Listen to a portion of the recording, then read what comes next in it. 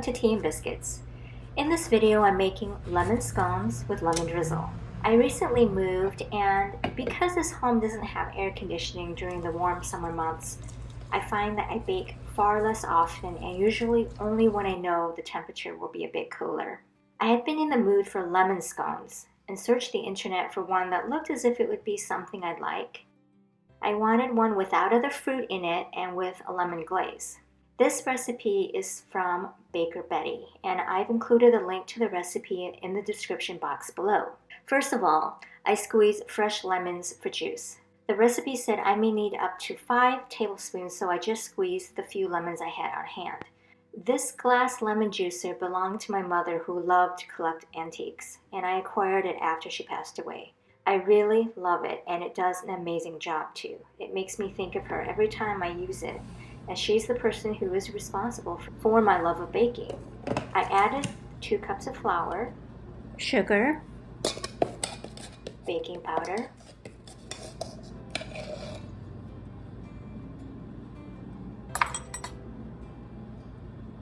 and salt. I whisk the dry ingredients together. This is very similar to all of the scone recipes I've ever made, just the amounts may differ. The big difference I found in this recipe compared to others is the 8 tablespoons or 1 stick of butter. I was a little hesitant to make this recipe because the amount of butter it called for.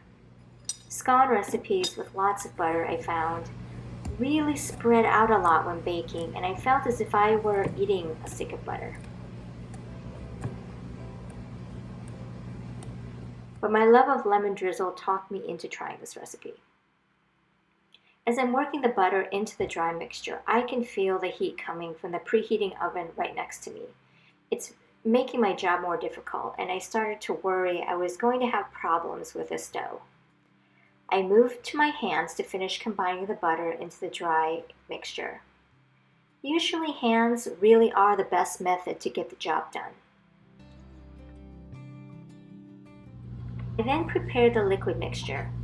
I wish I would have had the liquid mixture already mixed together before working with the butter, just to move the process along, to not allow the butter to come to room temperature from just sitting out.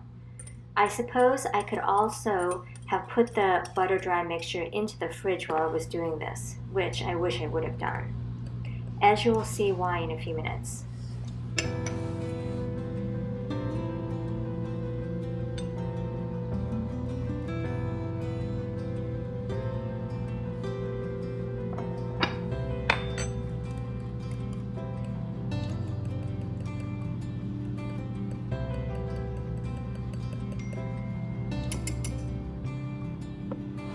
I then created a well in the center of the butter dry mixture, a technique most scone recipes include, and I find it useful, as well as using a knife to mix everything together.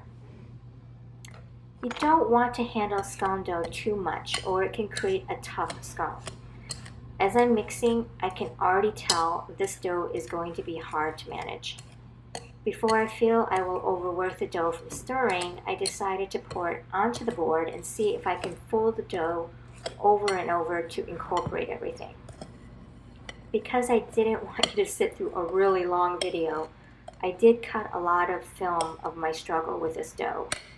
I think the combination of the heat pouring from the oven into the kitchen and too much liquid in the dough made the dough incredibly sticky.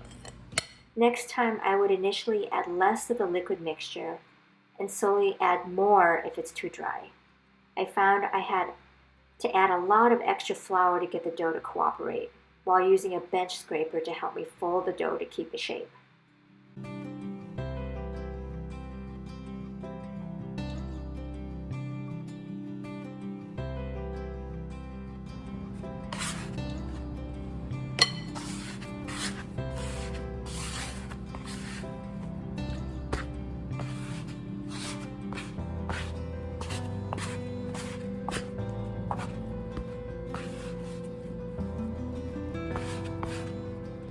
I then patted the dough into the proper diameter using my handy kitchen ruler.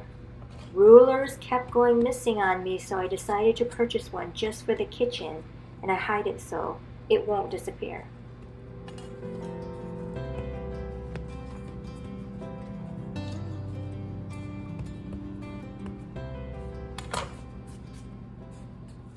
Following the recipe, I cut 8 triangles, a shape which is typical for many scone recipes here in the US.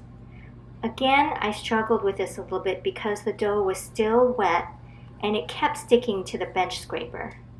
This isn't a good sign because it could keep the scones from rising properly.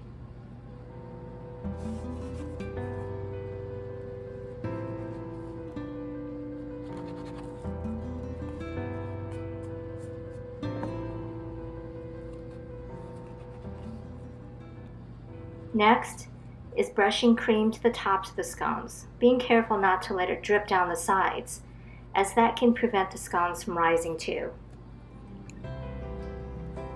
I had a lot of extra cream left over, so I went over the scones again. This will provide a nice color to the tops of the scones.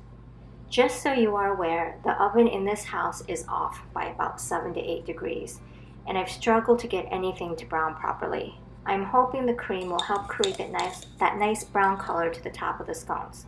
Optional is sprinkling sugar on the scones to provide an extra crunch to the scones.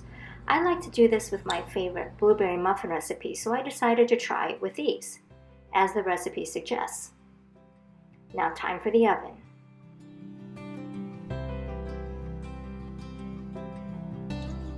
Here, let's take these. Okay, let's see how they turned out.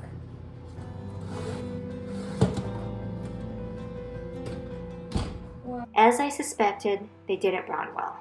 I even kept them in the oven for a couple minutes longer. I am a little disappointed. They did spread out a lot and they look a bit bloated. Oh well. So while they cool, I followed the recipe for the lemon drizzle.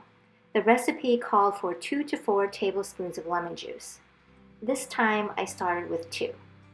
However, I had to add more and more icing sugar or powdered sugar to create the right consistency to the glaze. If it's too runny, there won't be any texture when you drizzle it over the scones. It will just melt into the scones.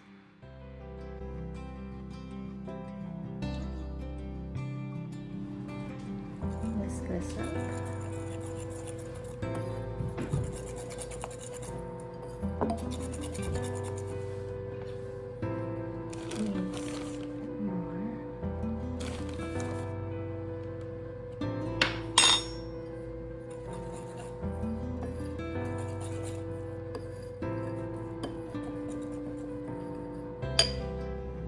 Well, the drizzle started off okay.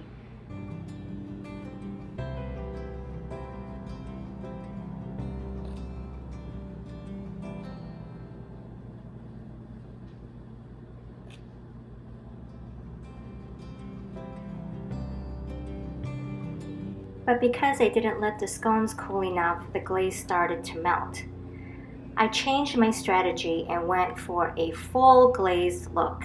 In the end, I found it didn't look too bad. There was already a stick of butter in this recipe, so why not go all the way with a full glaze?